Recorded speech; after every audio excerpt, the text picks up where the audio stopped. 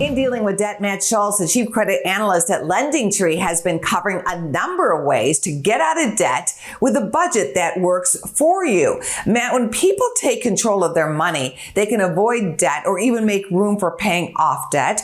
You have talked about the zero-based budget, pay yourself first, and the envelope system. This time, tell us what we need to know about the 50-30-20 budget. Exactly how does that work, Matt?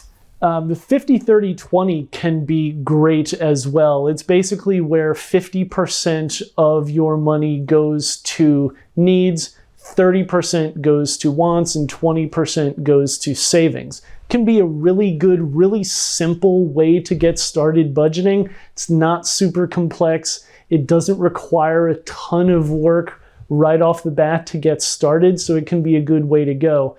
But it can also be a little simple and sometimes not all that realistic. Because, for example, the idea of somebody in New York or San Francisco or Chicago or another big city only spending 50% of their money on on needs may just not be realistic, because in some places it may take 50% of your take home just to pay your rent. So these tools aren't perfect, but this at least gives you a good framework for a way to get started, and you can kind of adjust from there. What if somebody prefers not to do any of these methods?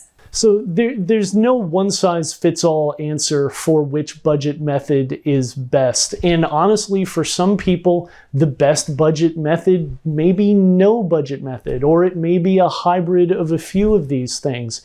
Really, what is most important around all of this is finding the one that fits you best, that fits the way you think, the way you kind of manage your money, and the way you go about things.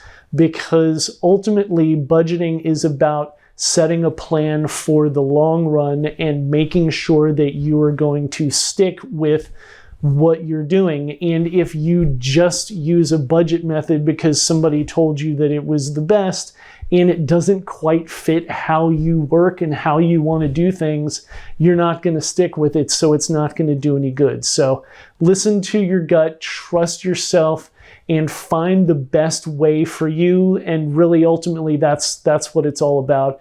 The idea is to get started, get that budget so you can take those next steps towards a better financial future.